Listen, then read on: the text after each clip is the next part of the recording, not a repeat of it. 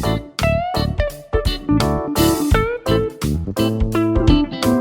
देखो कोई भी ट्रायंगल है, इसकी इमीडियंस इसमें याद रखना, ये क्या होती है ये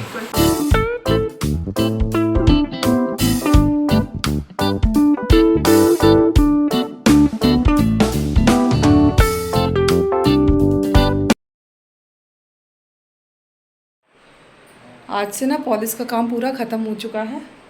और मैंने जो टेबल बनवाई थी, ये टेबल मेरी बड़ी सी टेबल थी ना, सेंटर टेबल टूट गई थी, इसके 2 पार्ट हो गए थे ग्लास के। तो इसको ना मैंने 2 टेबल में इसको डिवाइड करवा दिया था ताकि दिमाग में कोई टेंशन ना रहे। आख्या की बर्थडे वाले दिन ये टूट गई थी टेबल और इसमें पॉलिश का काम करवाना था, तो इन टेबल्स में भी पॉलिश हो गई है। अब ये इस समय ना पूरा रूम देखो कैसे पड़ा है अव्यवस्थित पूरा, क्योंकि ये डेकोरेशन का सामान इस पर रखा हुआ था, पॉलिश के लिए सारा हटाना पड़ा था सब कुछ। तो अब ना सब चीज़ें ना अब व्यवस्थित करूँगी। इस समय तो रूम की कंडीशन जो है बहुत ख़राब हो गई है, लेकिन पॉलिश जो है ना बहुत गज़ब हो गई है, बहुत अच्छी हो गई है। ये शीशम की विंडोज़ है ना, तो इनमें ना इस तरह से रेशे होते हैं अंदर की तरफ से, ऐसे सभी लोगों के यहाँ होते ही होते हैं। देखो ये नेचुरल रेशे दिख रहे हैं, और जो ये है ना इस तरफ ये आर्टिफिशियल है, लेकिन उन्होंने इतना अच्छा बनाया है ना कि पता ही नहीं चल रहा है कि आगे से पेंट है और पीछे से पॉलिश है। बहुत अच्छा किया है काम उन्होंने, बहुत अच्छा वर्क है इनका पॉलिश का। तो आज से काम कंप्लीट हो गया है। अब मुझे करनी है क्लीनिंग पूरे घर की, क्योंकि पूरा घर बहुत गंदा हो रहा है। और ये मेरी विंडो से व्यूज़ आता है, बहुत अच्छा व्यूज़ आता है, और यहाँ बैठ के मैं पूरा एंजॉय करती हूँ। और बादल देखो कितने काले हो रहे हैं, बाप रे। देखो ऐसा लग रहा था मुझे कुछ ऊपर टंगा हुआ है, लेकिन ऊपर कुछ भी नहीं, एकदम काले बादल हैं।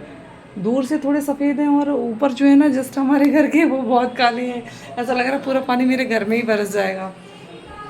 और यहाँ जब मैं विंडो खोल के बैठती हूँ, यहाँ काम करती हूँ, तो यहाँ बहुत अच्छा लगता है। और आप लोगों ने जो डिमांड की है ना कि मैं अपना होम टूर दूँ, तो होम टूर मैं बहुत जल्दी दूंगी, लेकिन पूरा घर थोड़ा सा मेंटेन करने के बाद में, अभी नहीं, क्योंकि अभी बहुत सारे काम हैं घर में करवाने के लिए। तो जब मेरा पूरा काम कंप्लीट हो जाएगा फुल एंड फाइनल, उसके बाद आपको होम टूर दूंगी और आप ना क्लीनिंग का काम स्टार्ट करते हैं। कोई भी चीज़ जब हम यूज़ करते हैं ना, तो सबसे पहले अगर लाइनिंग लगा देते हैं, तो जैसे ग्लास की टेबल वगैरह होती हैं तो ग्लास में स्क्रैच नहीं आते हैं। अगर आप ऐसे ही कोई भी चीज़ यूज़ करते हैं ना, तो ग्लास में एक टाइम ऐसा होता है कि स्क्रैच ज़रूर आ जाते हैं। तो अगर आप ग्लास की टेबल वगैरह यूज़ करते हैं ना, तो नीचे लाइनिंग ज़रूर लगाइए। और देखो ये एक ट्रे है, वुडन ट्रे, जो कि मैंने खुद बनाई है इसको। जब घर में काम हुआ था लकड़ी का ना, तो ये प्लाई के टुकड़े ऐसे बच गए थे छोटे छोटे से, तो मैंने उनमें ना तो ये बीडिंग जो होती है, बीडिंग भी रखी हुई थी, जो बचे हुए लेफ़्ट ओवर प्लाई के पीसेस थे ना, उन्हीं से मैंने ये ट्रे बना ली थी। और देखो मैं इतनी जुगाड़ू हूँ कि मैं कोई चीज़ नहीं फेंकती हूँ। मेरा ये फ्लावर पॉट गिर के टूट गया था, तो उसको मैंने फेविक्रिल की हेल्प से जोड़ लिया है, और ना ये अब बिल्कुल भी पता नहीं चल रहा है कि ये टूटा है। और मैंने उसको घुमा के इसलिए रख दिया है ताकि कोई बिल्कुल भी ना जान पाए कि ये टूटा है, और आप लोग भी किसी को बताइए मत कि ये टूटा है तो ये देखो मैंने इस तरह से ना अपना जो कॉर्नर है उसको इस तरह से डेकोरेट कर दिया। और ये बच्चों की शील्ड है, बच्चों की शील्ड क्या, बच्चों की मेहनत है ये बोल सकते हैं, क्योंकि बच्चे जब मेहनत करते हैं तो ही ये शील्ड मिलती हैं, ऐसे ही नहीं मिल जाती। इनके लिए बहुत मेहनत करनी पड़ती है, और बच्चे बहुत मेहनत करते हैं। और बच्चों को ना, बच्चों के साथ साथ ना पेरेंट्स को भी उतनी ही मेहनत करनी पड़ती है जितनी कि बच्चे मेहनत करते हैं। अगर पेरेंट्स मेहनत नहीं करेंगे तो बच्चे बिल्कुल भी नहीं पढ़ाई करेंगे, क्योंकि बच्चों का तो मन पढ़ाई करने का होता ही नहीं है। तो इस तरह से देखो मैंने अपने रूम की थोड़ी सी क्लीनिंग कर ली और टेबल सेट कर दी। कॉर्नर में बहुत सुंदर से फ्लावर्स वगैरह लगा दिए, तो ये कॉर्नर मेरा जो है ना बिल्कुल बढ़िया सा परफेक्ट रेडी हो गया है। और जो ये मैंने ऑटमन बनाया हुआ था ना पुरानी बाल्टी से, इसका वीडियो भी पड़ा है मेरे चैनल पे, अगर देखना चाहें तो देख सकते हैं। और इस पर बैठा दिया मैंने अपना ये टेडी बियर, जो कि ये बहुत सुंदर लगता है। और आख्या इसको एक भी मिनट बैठने नहीं देती हैं। अभी ये पता नहीं क्या कर रही हैं, भागती दौड़ती घूम रही हैं, इनको पता नहीं क्या चाहिए, कुछ समझ नहीं आ रहा है। तो ये स्पेस जो मेरा है ना ये कंप्लीट हो गया है। अब और पूरा रूम साफ़ करना है, तो चलते हैं आगे की तरफ।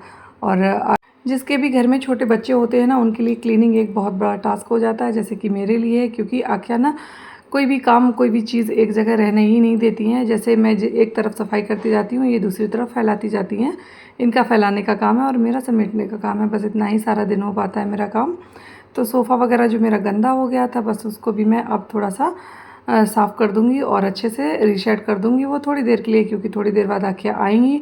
और मैंने ना बच्चों के थीम के अकॉर्डिंग मैंने ना हर चीज़, मतलब जैसे कि जिसमें पेट बने हुए होते हैं या फिर कुछ ऐसे बच्चों की चीज़ें जो रहती हैं ना, डॉगी है, कैट है, इस तरह से ये सारी चीज़ें ऐसे ही मैं लाती हूँ ना, तो ये आँखें जो है ना मेरी कोई भी चीज़ को रखने नहीं देती हैं। बेडशीट भी मैं अगर कार्टून वाली लाती हूँ या जिसमें यूनिकॉर्न बना होता है कुछ भी, तो इस तरह से अगर डालते हैं ना तो फिर बच्चे जो बच्चे अब आरव और आध्या तो बड़े हो गए हैं और आँखें जो है ना अभी छोटी हैं, तो ये कोई चीज़ रहने नहीं देती हैं, हर चीज़ फेंक देती हैं।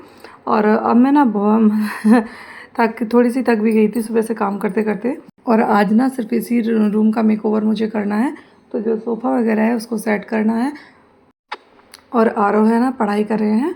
शाम को जब हस्बैंड फ्री हो जाते हैं तो बच्चों को पढ़ाते हैं, और दिन में जब बच्चे स्कूल से आ जाते हैं तो उसके बाद जो होमवर्क वगैरह कराना रहता है, उनकी डायरी चेक करनी रहती है, वो सब मैं काम कर लेती हूँ। और शाम को जब मैं काम कर रही होती हूँ तो देखो, मैंने बोला था ना बहुत तेज़ काले बादल हैं और बारिश भी होने लगी। बहुत इतनी तेज़ मम्मा बल चला है भाई।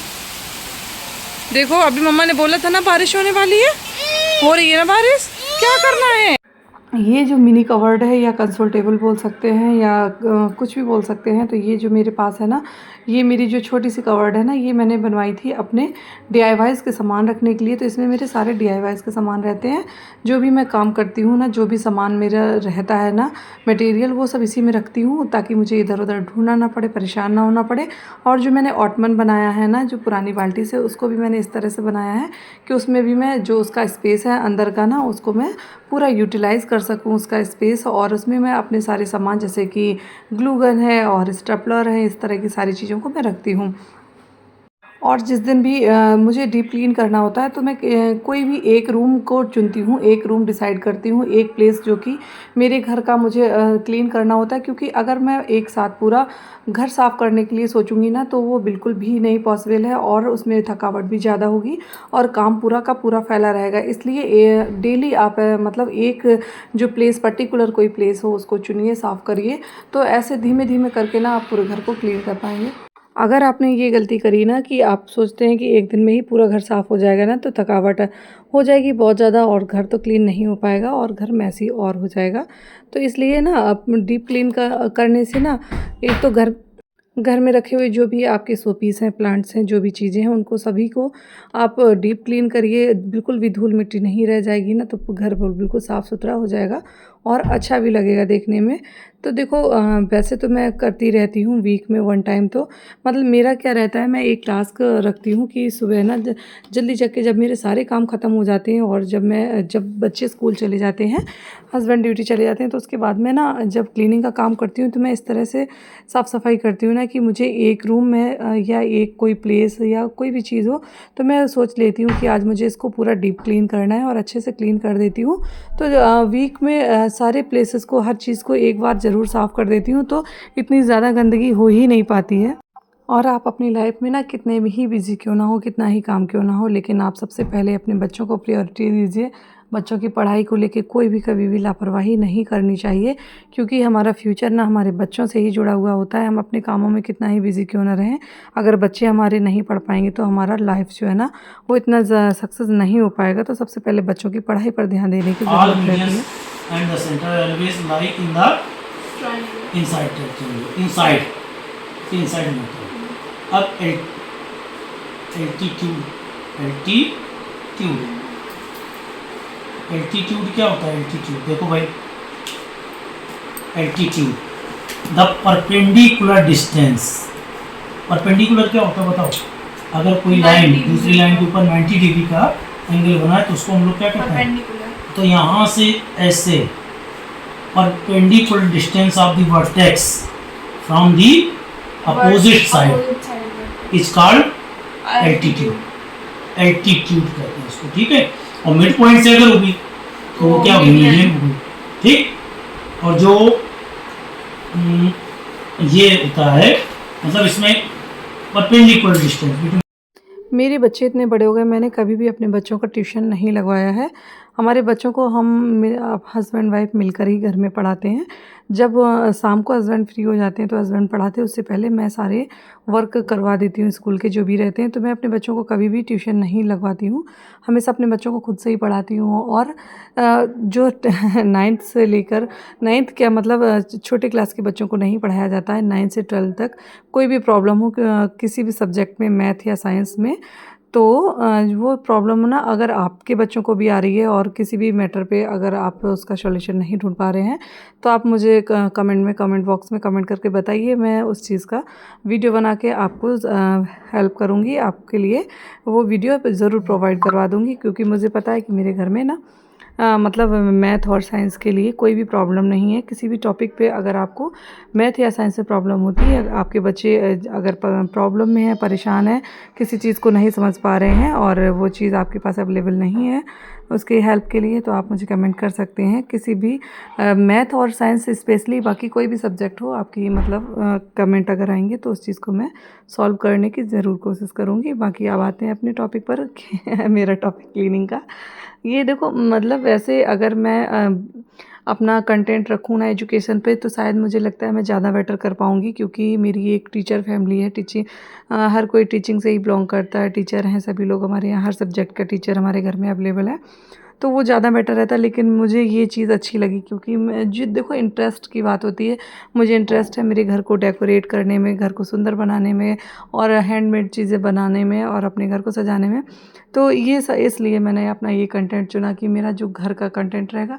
हाँ, अब उसके अलावा जैसे घर में कोई भी प्रॉब्लम होती है, कोई चीज़ होता है, तो मैं हर चीज़ पर अपना एक वीडियो बना सकती हूँ। क्योंकि देखो अगर आपके पास एजुकेशन है, आप पढ़े लिखे हैं, तो आपके अंदर हर चीज़ में मतलब अगर आप ट्राई करेंगे तो वो टैलेंट आपका हर एक टैलेंट आपके अंदर होता ही होता है। क्योंकि आपको उस चीज़ की समझ होती है कि आपको क्या करना है, क्या कैसे करना है, तो आप कर सकते हैं। तो मैंने हाँ, बस ये ज़रूर है कि एजुकेशन में अगर मैं अपना कंटेंट रखती तो हर दिन, हर मिनट, हर टॉपिक पे मैं एक नया कंटेंट बहुत ईज़िली बना सकती थी। लेकिन मैंने उसको नहीं चूज़ किया, सिर्फ़ अपने जो मेरे घर के काम है। देखो जॉब, लड़कियां अगर पढ़ी लिखी हैं, जॉब करती हैं, बहुत अच्छी बात है। लेकिन मैं ये नहीं समझती हूँ कि आप पढ़े लिखे हैं तो आपको जॉब करना ही ज़रूरी है। क्योंकि जॉब करने के लिए अगर आप जॉब करते हैं ना, तो सिर्फ जॉब करके आप पैसा तो कमा सकते हैं, लेकिन अपनी फैमिली की उतनी अच्छी केयर नहीं कर सकते हैं, जैसा कि मेरा मानना है।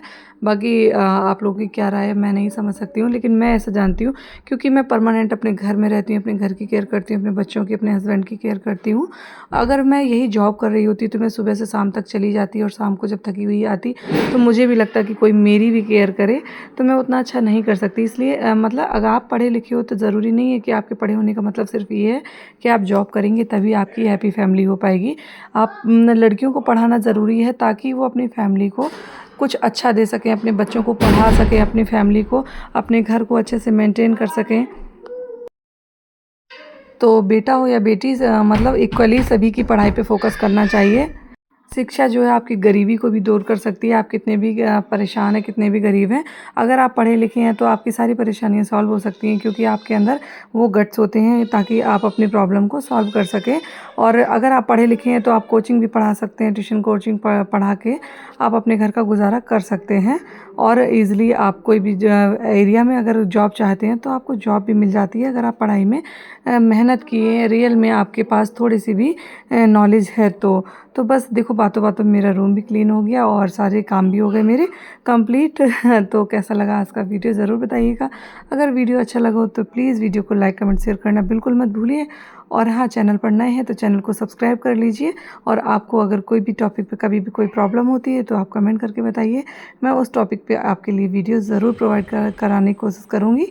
तो चलती हूँ, फिर मिलूँगी। Okay friends, bye bye, take care, Radhe Radhe, जय श्री कृष्णा, जय बिहारी जी।